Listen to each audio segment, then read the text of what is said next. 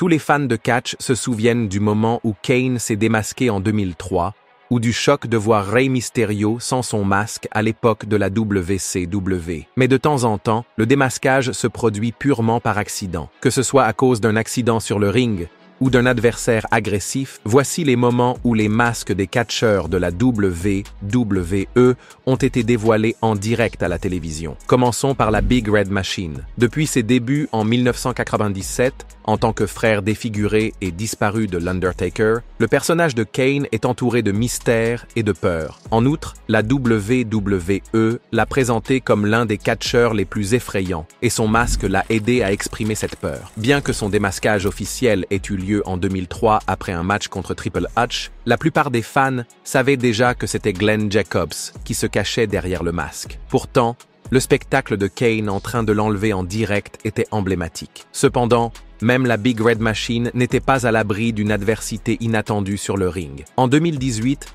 les Brothers of Destruction se sont réunis pour relancer une querelle passionnée contre Triple H et un Shawn Michaels de retour. Sur le papier, cela ressemblait à un affrontement de rêve entre quatre légendes. Dès le début, tout le monde était sceptique quant à la qualité du combat, les quatre participants ayant largement dépassé l'âge de la retraite, en particulier Michaels, qui sortait d'une retraite de 8 ans. Malheureusement, le match s'est avéré encore pire que ce à quoi tout le monde s'attendait. Il est truffé de ralentissements, de séquences maladroites et de multiples ratés. À un moment du match, HBK a accidentellement arraché le masque de Kane, un moment qui ne faisait manifestement pas partie du scénario. La caméra s'est rapidement détournée pendant que Kane se démenait pour le remettre en place et continuer s'est déchiré le muscle pectoral dès le début.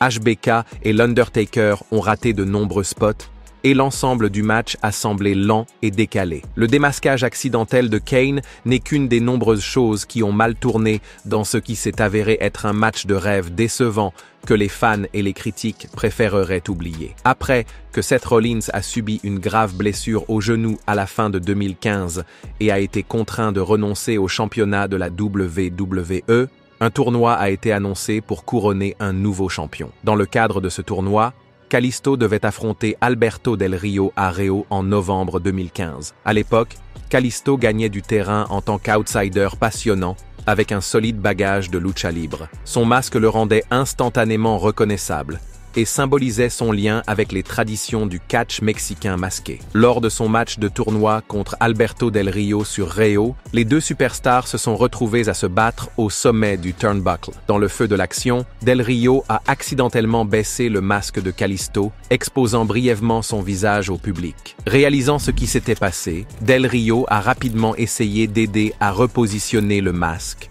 tandis que Kalisto se détournait de la caméra. En quelques secondes, ils se sont repris et le match s'est poursuivi comme si rien ne s'était passé. C'était un moment où l'on ne voyait rien, mais pour un luchador, même un bref démasquage a du poids. Il est choquant de constater que ce n'est pas la dernière fois que cela se produit. Un mois plus tard, à Fastlane 2016, les deux hommes se sont de nouveau affrontés dans un 2 out of 3 falls match pour le championnat des États-Unis. À un moment donné, alors qu'ils s'affrontaient une fois de plus sur le turnbuckle, Del Rio s'est à nouveau attaqué au masque de Kalisto. Et cette fois, il était difficile de croire que ce n'était pas intentionnel. Il est même allé jusqu'à mordre le masque, semblant vouloir l'arracher en plein match. Inutile de dire que Kalisto a eu le dernier mot en battant Del Rio et en conservant son titre. En ce qui concerne les catcheurs masqués de la WWE, Rey Mysterio est dans une ligue à part. Largement considéré comme le plus grand luchador de tous les temps, Rey a fait connaître la lucha libre au grand public comme peu d'autres ont pu le faire. Tout au long de sa carrière, Rey a traité son masque avec une grande fierté et son retrait a toujours été perçu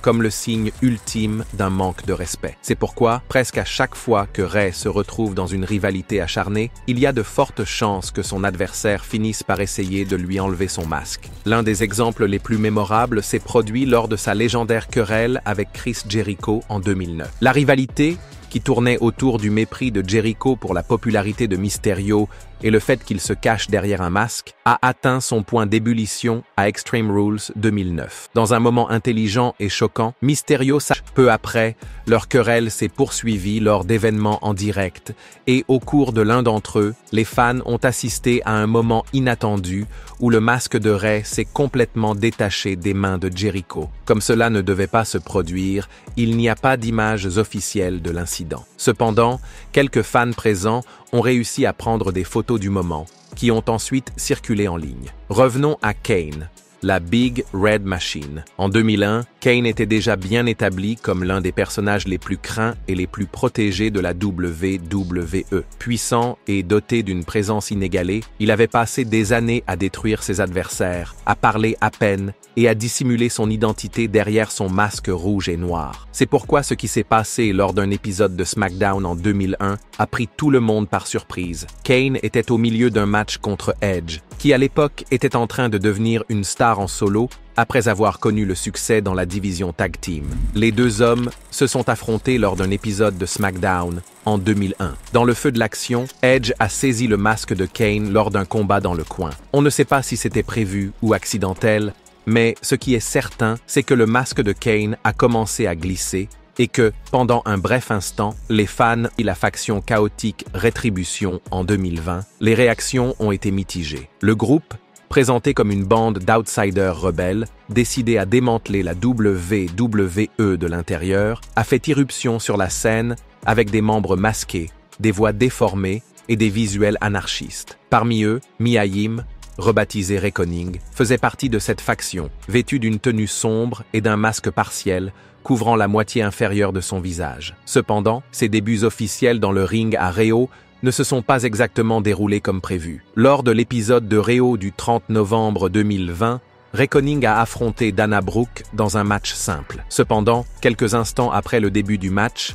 le masque de Reckoning est tombé de façon inattendue. Pour tous ceux qui l'ont suivi à NXT, l'identité sous le masque n'est pas un mystère. Mais le moment et la nature du démasquage ont donné l'impression d'être complètement imprévus et maladroits. Ce qui a rendu la situation encore plus inconfortable, c'est l'absence de réaction de l'équipe des commentateurs. Tom Phillips, Byron Saxton et Samoa Joe ont continué à commenter le match comme si rien ne s'était passé, sans jamais reconnaître que son visage avait été complètement exposé. En fin de compte, Reckoning a clairement indiqué que Mia Yim avait perdu le match contre Dana Brooke, ce qui n'a fait qu'aggraver les difficultés de la faction. Rétribution avait déjà été fortement critiqué pour sa narration incohérente et sa présentation exagérée. Cet incident n'a fait que renforcer ces critiques. Finalement, la faction s'est effacée de la télévision, sans jamais recevoir de véritables conclusions. Mia Yim s'est exprimée plus tard sur son passage au sein de Rétribution en déclarant « J'ai beaucoup de choses à dire sur mon passage à la WWE,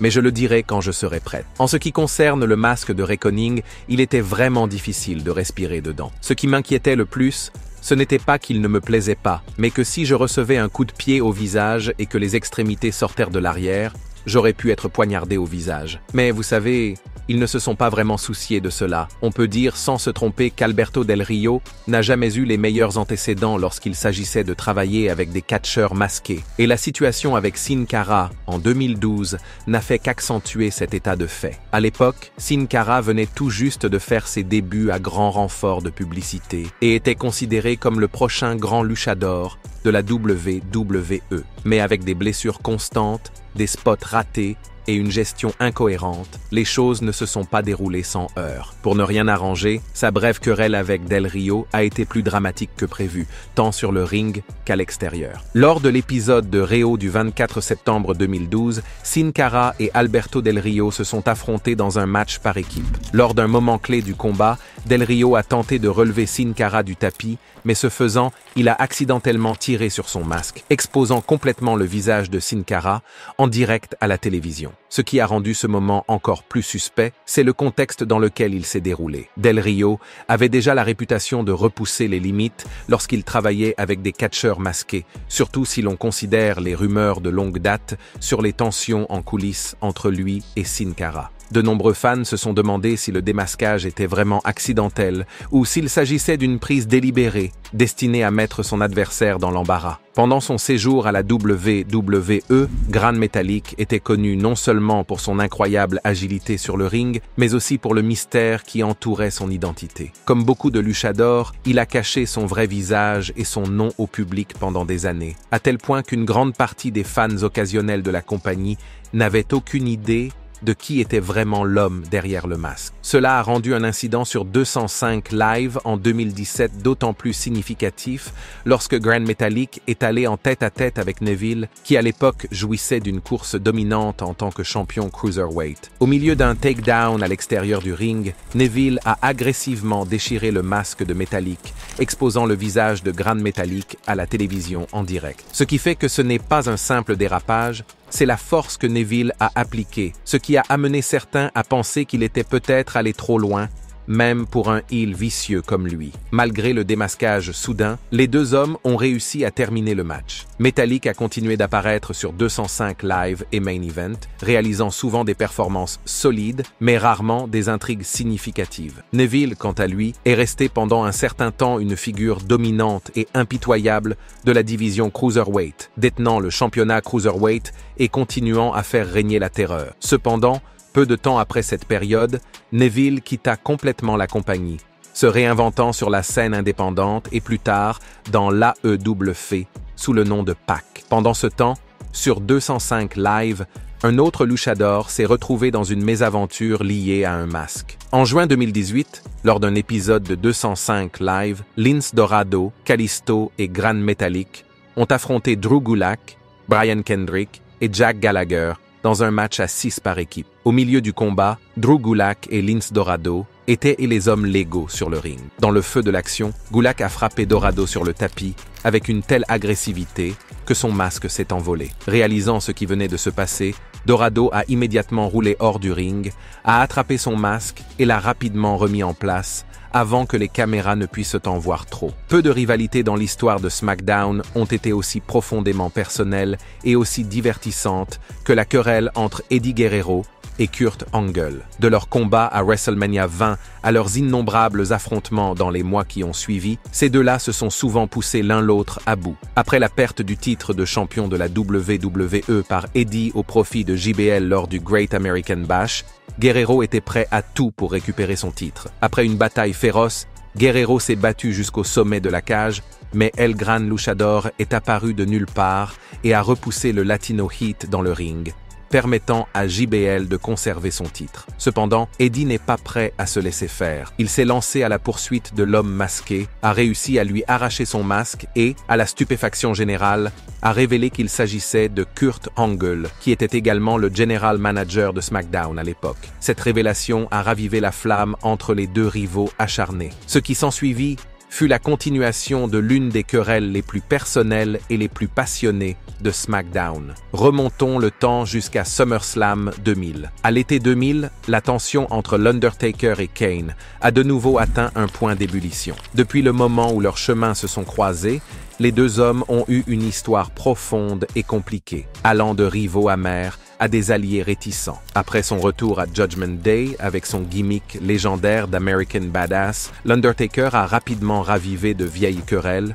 dont une avec son frère. Alors que Kane et l'Undertaker étaient initialement partenaires, Kane s'est retourné contre l'Undertaker après l'avoir sauvé d'une attaque de Chris Benoit et Shane McMahon, signalant que la guerre entre les Brothers of Destruction reprenait de plus belle. Tout cela a conduit à SummerSlam 2000, où le match entre les deux n'a pas été officiellement inscrit comme événement principal, mais est rapidement devenu l'un des moments les plus médiatisés de la soirée. Le combat a été court, mais incroyablement mémorable, en grande partie à cause de ce qui s'est passé vers la fin. Après avoir porté de lourdes attaques, The Deadman a saisi le masque de Kane et l'a arraché de force devant la foule. Réalisant ce qui venait de se passer, Kane a rapidement fui le ring, s'agrippant à son visage dans l'embarras et la fureur. En fin de compte, le match a été déclaré no contest. Revenons à Rey Mysterio, car le nombre de fois où ces féroces rivaux ont tenté de lui arracher son masque est presque infini. L'une de ces tentatives a été menée par Randy Orton, qui n'est pas étranger au fait de rendre les choses personnelles à l'intérieur du ring. Leur histoire remonte à 2006, lors de la préparation de WrestleMania 22. À l'époque, Mysterio venait de remporter le Royal Rumble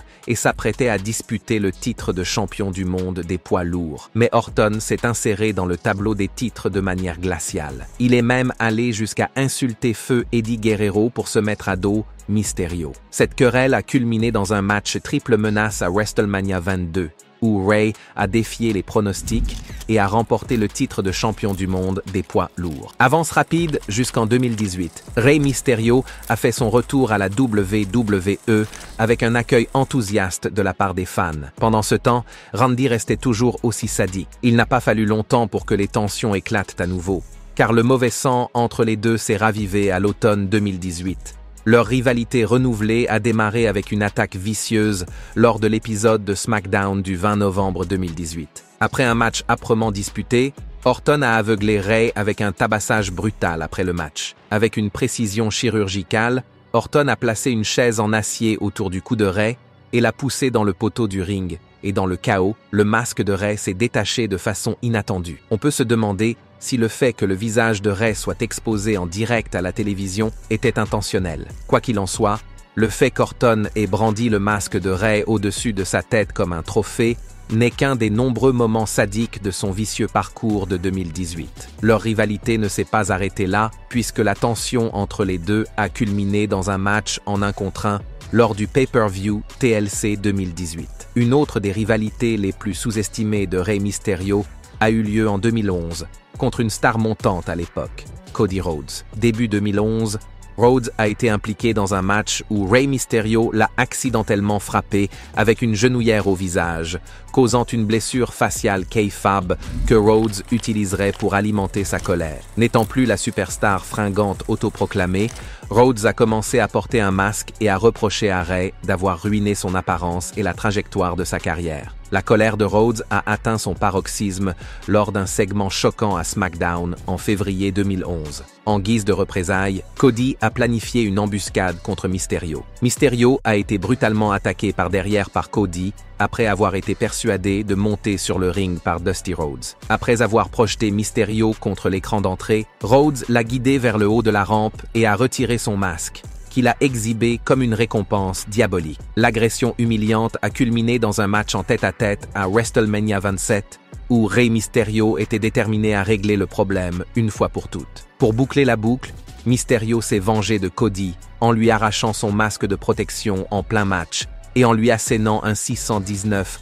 parfaitement synchronisé à l'endroit même du visage de Cody où la blessure initiale s'était produite. Cela nous rappelle une fois de plus à quel point les moments liés au masque à la WWE peuvent devenir personnels, non seulement pour les stars de la lucha, mais aussi pour ceux qui ne font pas partie de cette tradition. Au cours de l'été 2010, CM Punk était à la tête de la Straight Edge Society, une faction culte consacrée aux convictions de Punk. Portant une longue barbe et un crâne rasé caché sous un sweat à capuche noire, Punk avait pleinement embrassé le rôle d'une figure messianique. Cependant, à cette époque, Punk avait perdu un match Hair vs Hair contre Rey Mysterio à Over the Limit 2010, ce qui l'avait contraint à se raser le crâne. Cependant, pour préserver son image de leader parfait, Punk a commencé à dissimuler son crâne chauve avec un masque, refusant de laisser quiconque voir son nouveau look. Mais ce masque allait bientôt devenir la cible de quelqu'un d'aussi impitoyable. Dans un segment mémorable,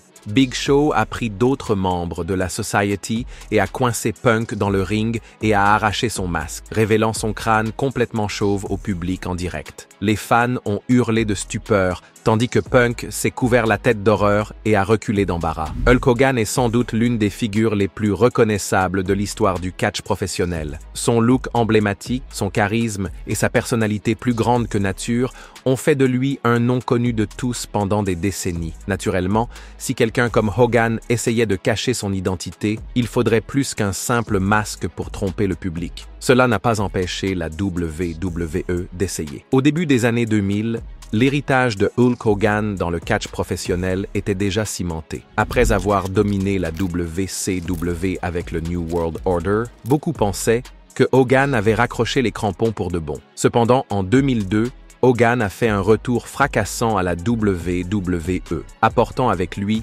toute la nostalgie avec laquelle les fans avaient grandi. Ce retour marque le début d'une dernière carrière à la WWE. À son retour à la WWE, Hogan a retrouvé les membres de la NWO et les a ramenés à Raw. Cependant, ce qui a commencé comme une réunion de heels a rapidement changé de vitesse après le match légendaire de Hogan contre The Rock à WrestleMania X8 en mars 2002. Bien qu'il soit l'adversaire direct, Hogan reçoit un tonnerre d'applaudissements de la part du public de Toronto. Le soutien du public a été tel que la WWE l'a transformé en babyface immédiatement après le match. Ce moment a marqué la réapparition de la Hulkamania. Plus tard dans l'année, Hogan a même remporté le championnat WWE Undisputed en battant Triple H à Backlash 2002, devenant ainsi l'un des plus anciens champions du monde de l'histoire de la WWE à ce moment-là. Son retour a ravivé la passion des fans, mais en 2003, des tensions créatives ont commencé à se développer en coulisses. Hogan est de plus en plus frustré par la direction de la WWE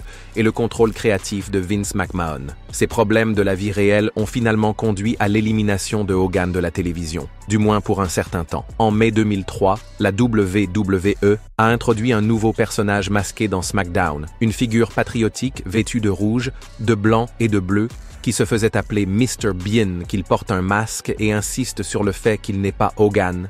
Les fans reconnaissent instantanément la voix, les manières et, bien sûr, les phrases emblématiques comme « Brother ». Mr. America a fait ses débuts sur Piper's Pit, et à la seconde où il a franchi le rideau, la foule s'est déchaînée. Le gimmick était absurde de par sa conception, et c'est ce qui faisait tout son charme. Il a lancé une enquête tous azimuts pour démasquer Hogan, prenant souvent d'assaut le ring avec des images et des captures d'écran pour tenter de démasquer Monsieur America. Hogan, quant à lui, s'est laissé aller à la bêtise, redoublant d'ardeur à chaque fois qu'il était confronté et criant sans cesse « Je ne suis pas Hulk Hogan ». Pendant ce temps, Stephanie McMahon, alors General Manager de SmackDown, permettait à Monsieur America de rester dans l'équipe, principalement pour contrarier son père. Bien que divertissant, ce stratagème n'a pas duré longtemps. En juin 2003, Hogan est à nouveau mécontent de la direction de la WWE et quitte la société. En réponse, la WWE l'a exclu de la télévision en demandant à Vince McMahon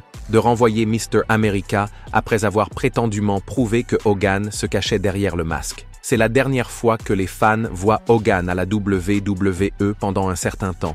Il ne reviendra dans les programmes de la WWE qu'en 2005. Quel moment de démasquage vous a le plus surpris? Faites-nous part de vos impressions dans la section des commentaires et, avant de partir, n'oubliez pas d'aimer cette vidéo et de vous abonner à Ring Rivals pour ne pas manquer les prochaines.